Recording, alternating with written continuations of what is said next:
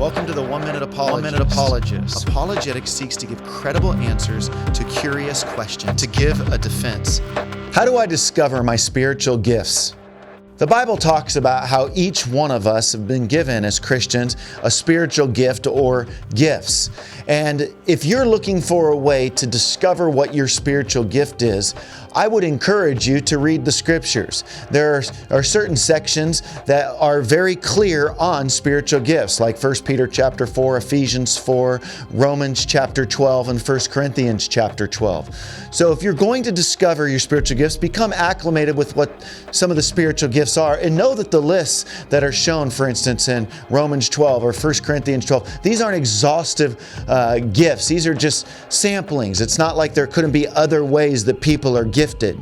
Now, it does give you a sort of an idea of way some of these gifts work, so I'd encourage you to, again, familiarize yourself with that. Furthermore, I would look for spirit affirmation. What do I mean by that? Perhaps you might sense the Holy Spirit just affirming where He wants you to serve Him.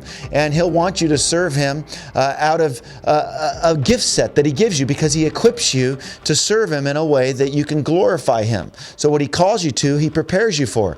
I remember in my own life, before I ever started preaching or teaching, telling my wife when we were dating, I said, as a new believer, I don't know how to explain this or to articulate this fully, but I just believe that God has called me to be a teacher and preach.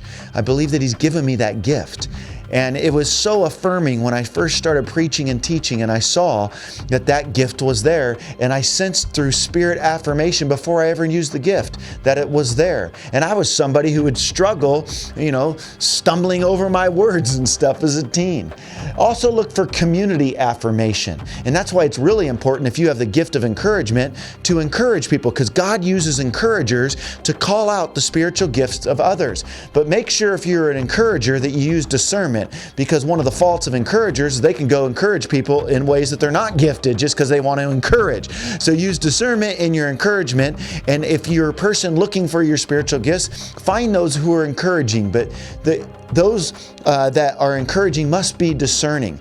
I'd also say, unfortunately, sometimes people don't encourage other people, even though they see it, because of their own insecurities or jealousies, or they don't want to see people be raised up. So sadly, many people may never discover their gifts, or many kids may never know who they are, or more importantly, who they're not, because of parents or friends who aren't willing to encourage because of their own insecurities. So encourage people and listen to those who are encouraging.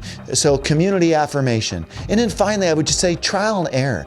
If you want to discover your spiritual gift, just start trying and different things out, serving in different areas of the church, and ask God to make it clear to you through prayer. So community affirmation, spirit affirmation, reading the scriptures, and trial and error. These are some tips that I think can help you to discover your spiritual gifts.